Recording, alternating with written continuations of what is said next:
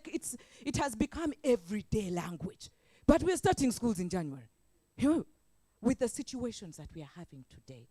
The fact that you went out there and stood in these schools during the pandemic and did what you did, ladies and gentlemen, clap for yourselves.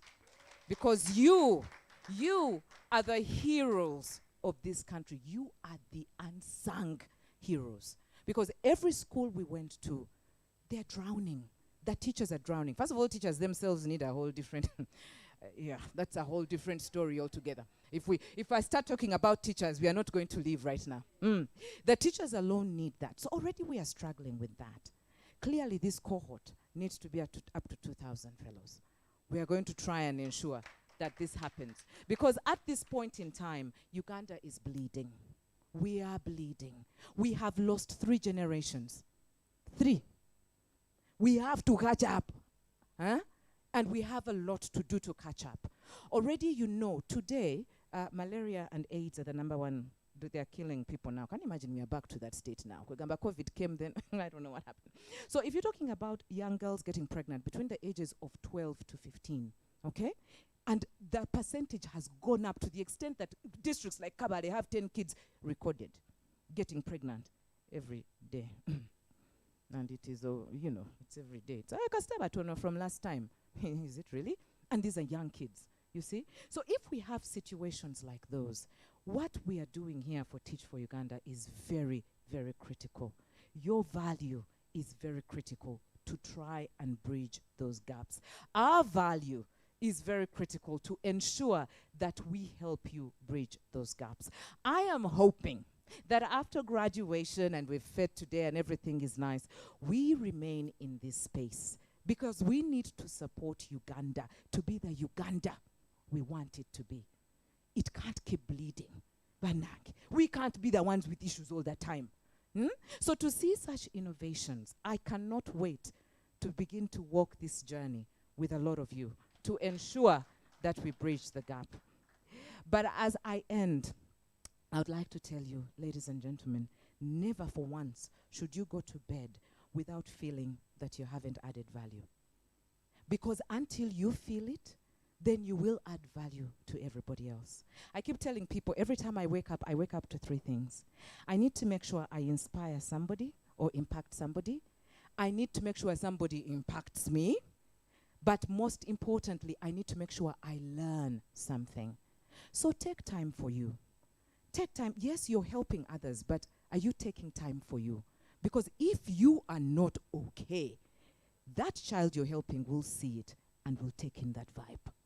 They need your aura to be positive. So how positive are you? And if this is your calling, it will be tough. Trust me, some of us have walked this journey for quite some time. 20 years I've worked with young people. Yes, I'm 41 years old, in case someone is asking. 20 years. And it's not been easy, seeing a lot of us fall and then you rise up again. So where is your heart here? Is this something you absolutely love? So how well are you taking care of yourself? So in fact, Mr. Kasaga, we need to work on sessions where we work with that. And we help you because for us to be able to change this country, we need to change self first. The issues are there. There will be many. But how ready are we to tackle them? So just my end note here is, again, ladies and gentlemen, you are special and uniquely made, and your value is so much more than you think it is. And I don't want you to lose that, because without you, we will not make this Uganda the Uganda we want. But thank you so much for inviting me. Let the journey continue, because all of you are so worth it. Thank you, guys. Thank you.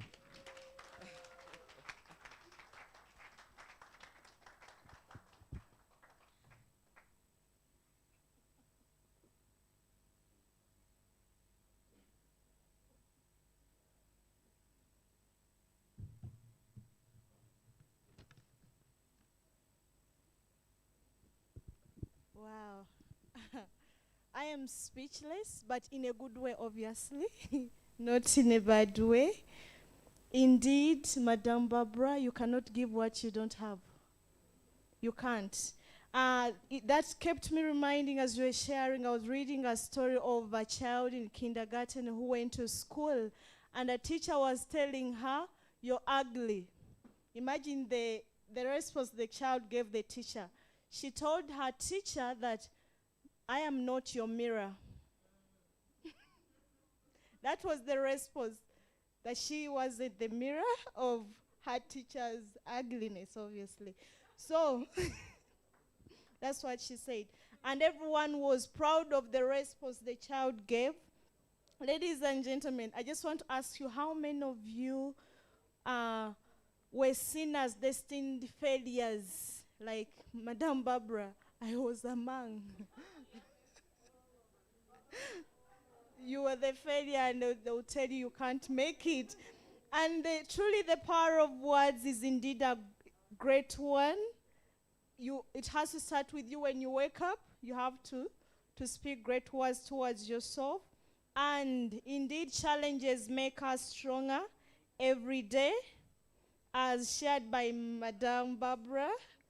For example, usually food, when we are cooking, how many of you have ever eaten matoke? They always cover it in the leaves. It undergoes a lot of heat. And at the end, we have a great meal. Soft and all cooked by life. And the nice aroma. Thank you, Madam Charlotte. So, ladies and gentlemen, usually life will cook us. But please, persevere.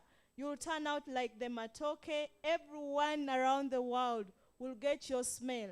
In quotes, will feel your smell. Thank you.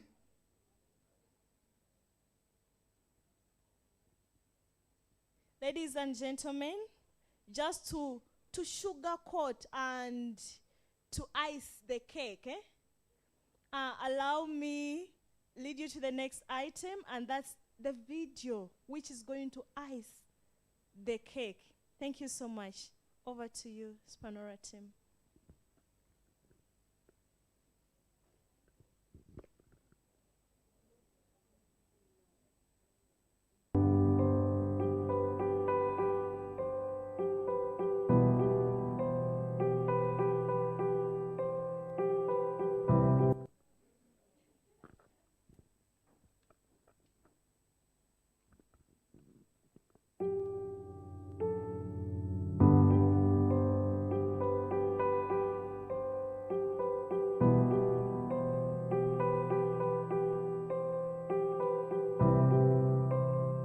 My name is Emmanuel Chimuli, a 2020 to 2021 Teach for Uganda Fellow who was placed at Isenda Primary School in rural Mayuge district. I've been in this fellowship for the last 2 years with my colleague by names of Alan Otodi, who is an information technology specialist. The Teach for Uganda Fellowship has showed me the importance of having a big vision, because when we were starting out this journey at Isenda Primary School with my colleague, we had a big vision for the school to transform the learning experience of the children here, both within the classroom and outside the classroom, but most importantly, bring in the aspect of incorporating technology in their experience, because we are aware that since they are in the village, maybe they had not had access to technology, so we were really concerned about incorporating technology in their experience, and because of that, we have been able to achieve quite a number of things, more so even in the line of technology. Right now, our children can learn both digitally and non-digitally, and we are glad we had a vision for the school. So I think in going forward, we will always approach leadership with a big vision, and then we start working backward to achieve the vision. The most important lesson I've learned from the fellowship is collaboration. We've been able to achieve whatever we've achieved because everyone was engaged, all stakeholders were engaged, the parents, the community leaders, the teachers, the children. I mean, collaboration, I think, to me is the most important thing. If collaboration wasn't there, we wouldn't achieve what we have achieved so far. The fellowship has prepared me for a career path in the line of education technology, because when we introduced the digital learning initiative at this school, we saw the excitement and the curiosity that the kids brought to the program, and within a short time we are seeing an improvement in their literacy and numeracy skills.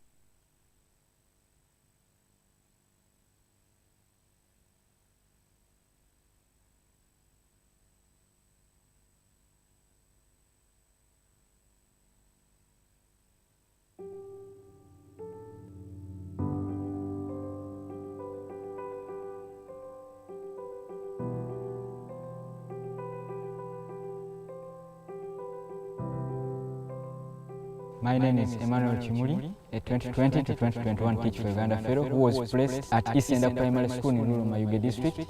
I've been in this fellowship for the last 2 years with my colleague by names of Alumni, who is an information technology specialist. The Teach for Uganda Fellowship has showed me the importance of having a big vision, because when we were starting out this journey at East End Primary School with my colleague, we had a big vision for the school to transform the learning experience of the children here, both within the classroom and outside the classroom, but most importantly, bringing in the aspect of incorporating technology in their experience, because we were aware that since they are in the village, maybe they had not had access to technology, so we were really concerned about incorporating technology in their experience, and because of that, we have been able to achieve quite a number of things, more so even in the line of technology. Right now, our children can learn both digitally and non-digitally, and we're glad we had a vision for the school. So I think in going forward, we will always approach leadership with a big vision, and then we start working backward to achieve the vision. The most important lesson I've learned from the fellowship is collaboration. We've been able to achieve whatever we have achieved because everyone was engaged, all stakeholders were engaged, the parents, the community leaders, the teachers, the children. I mean, collaboration, I think, to me is the most important thing. If collaboration wasn't there, we wouldn't achieve what we have achieved so far. The fellowship has prepared me for a career path in the line of education technology, because when we introduced the digital learning initiative at this school, we saw the excitement and the curiosity that the kids brought to the program, and within a short time we are seeing an improvement in their literacy and numeracy skills. So I would like to go in the line of education technology, and I have a dream that this community will have a computer school in the next few years, such that children are able to learn both in the presence and the absence of a teacher. The fellowship is such a wonderful opportunity to make a difference in Uganda, and I think all brilliant graduates in this country should really aspire to channel their energies into this fellowship for just 2 years, because it really makes a difference to the lives of children and all community natives. To me, this is, I think, the greatest way we can ever give back to Uganda, by using our energies to accord all children an opportunity to have an excellent education.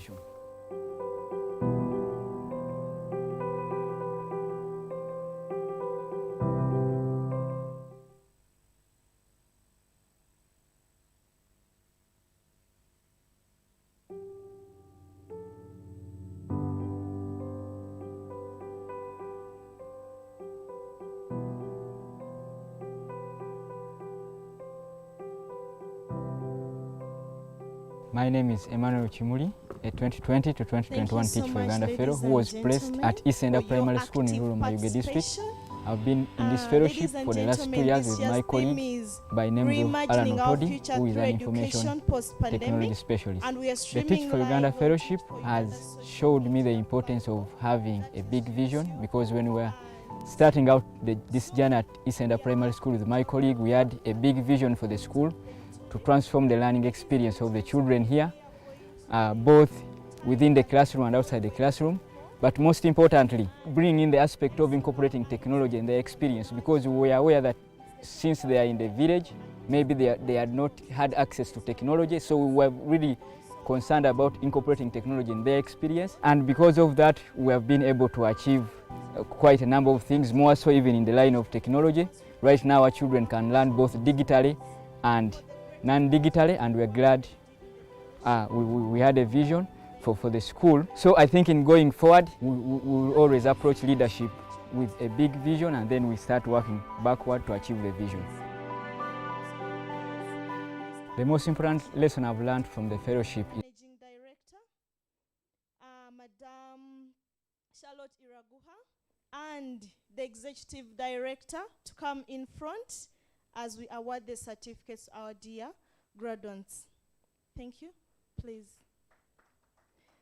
Ladies and gentlemen, as they come forward, I would like to also invite the Leadership Development Coach, that is Mr. Omoya Charles.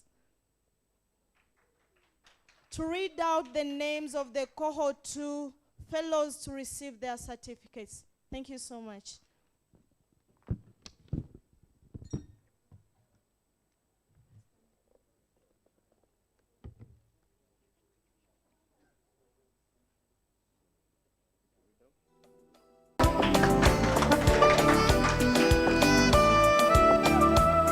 Chebijira Esther,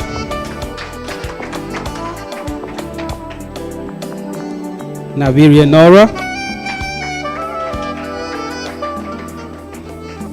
Mukisa Fiona, Anyu Faith Bitters,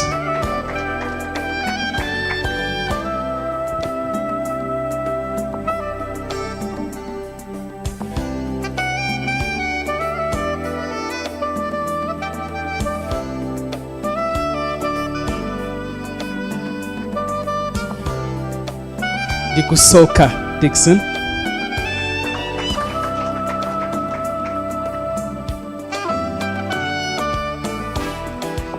Hilary Tuyamusima,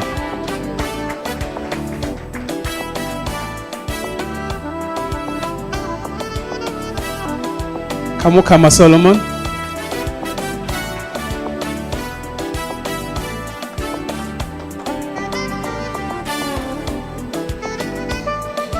Kanyunyuzi Claire,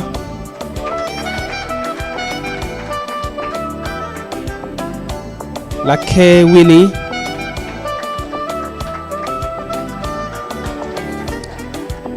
Namalwa Rose,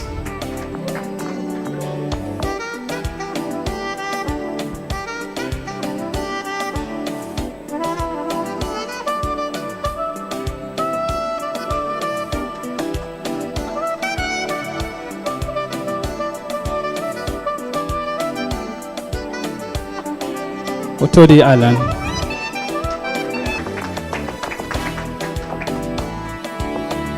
Roma Kenneth,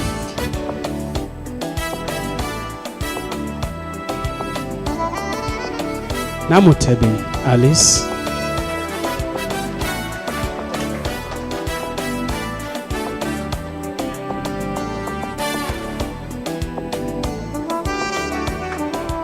Wamala Isaac,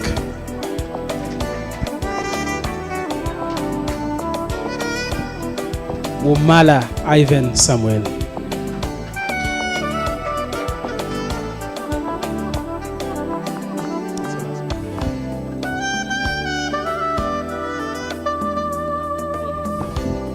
Thank you so much, Mr. Omoya Charles.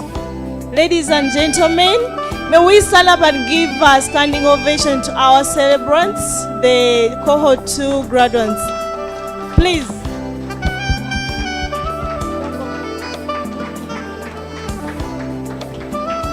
Remain there.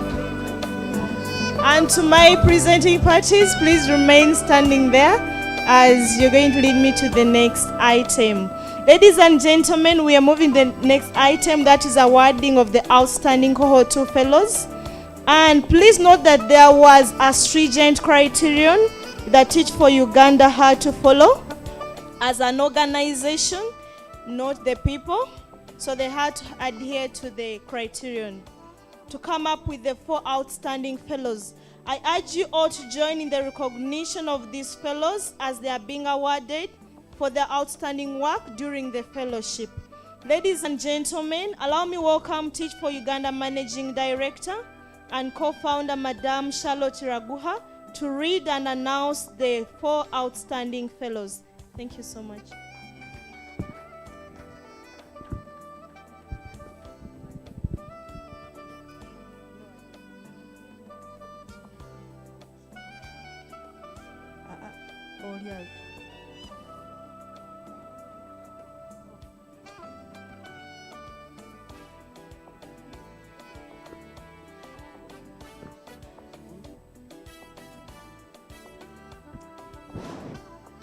Good afternoon, everyone.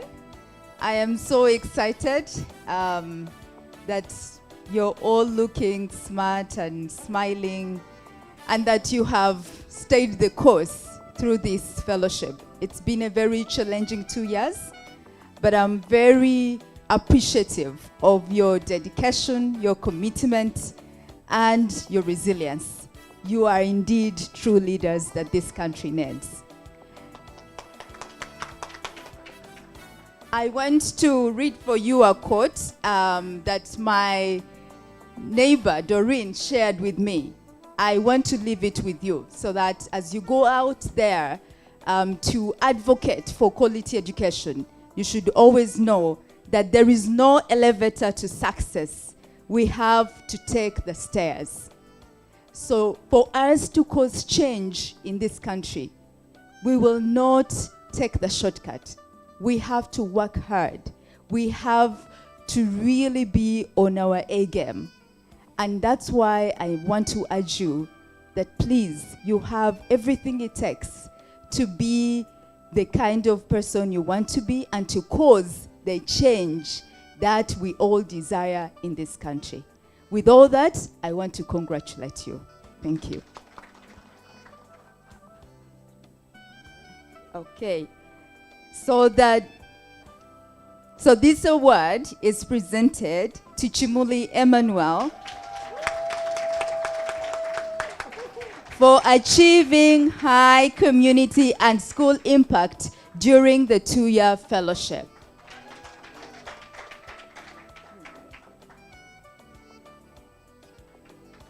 Could you remove them? Okay. Could you remove them? Remove them.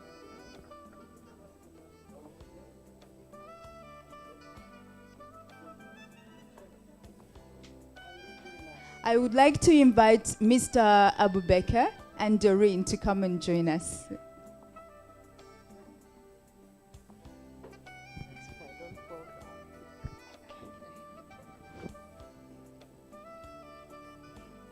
Okay.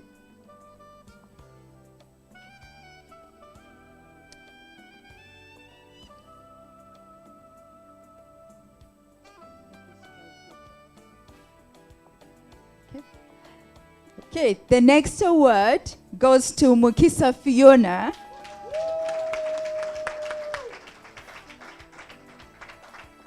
for achieving high community impact and school impact during the 2-year fellowship.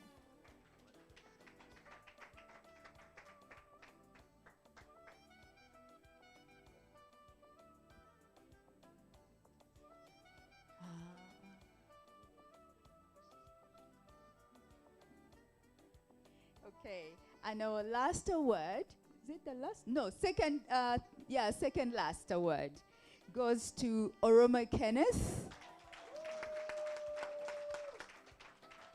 for achieving high community and school impact during the 2 years.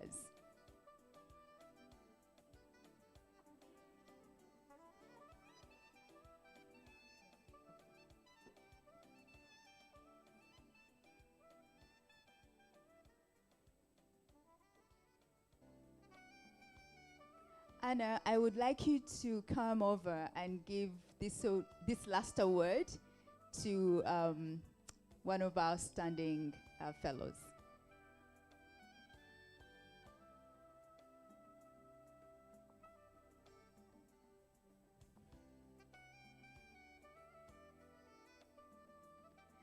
And the final award goes to Lake Winnie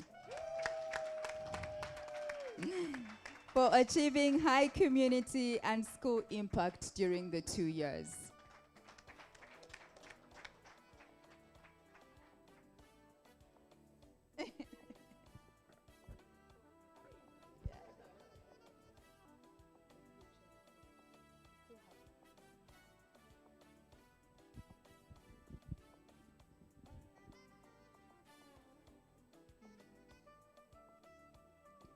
Thank you so much, Charlotte, for recognizing the outstanding fellows and the presenting team.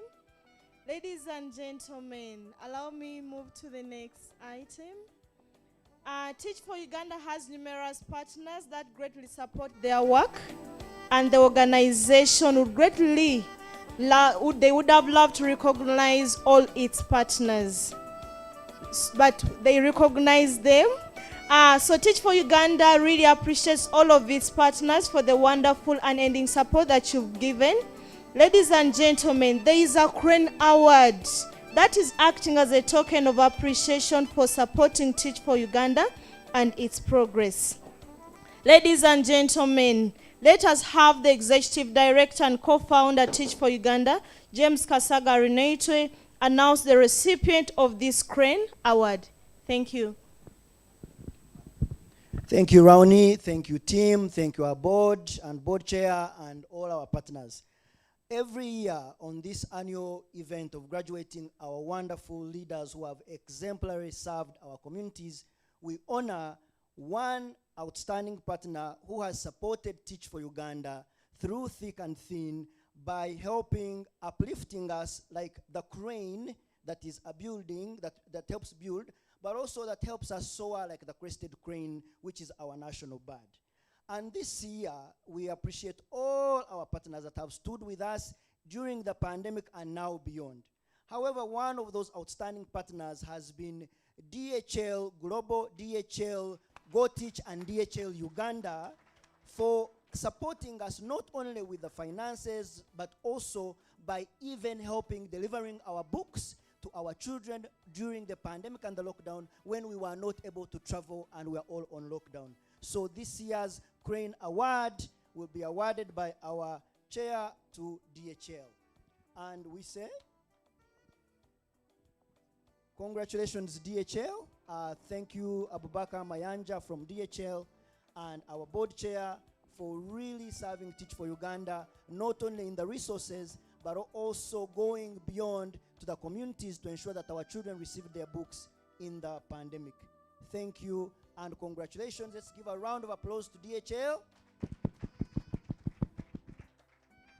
Thank you, thank you. And I think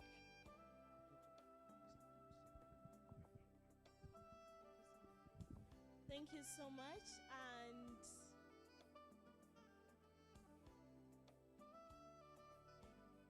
please let me take this opportunity to give Mr. Kasaga Renate to guide us there. thank you. And without further ado, Mr. Abubakar, country manager for DHL, would love to say a few words.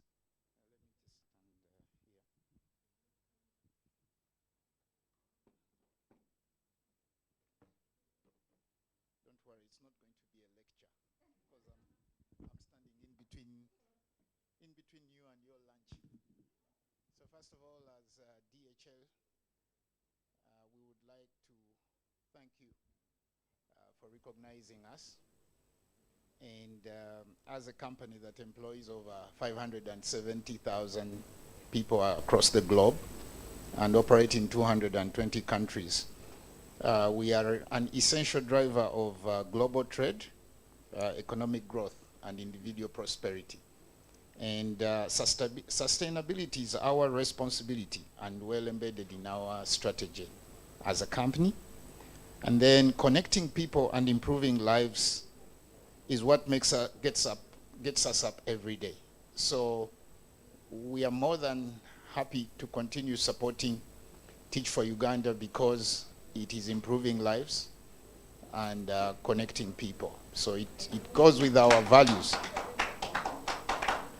And to live up to that purpose, we publicly pledge 1% of our profit every year to create lasting impact for our people and communities that we operate in as a commitment from a socially responsible company.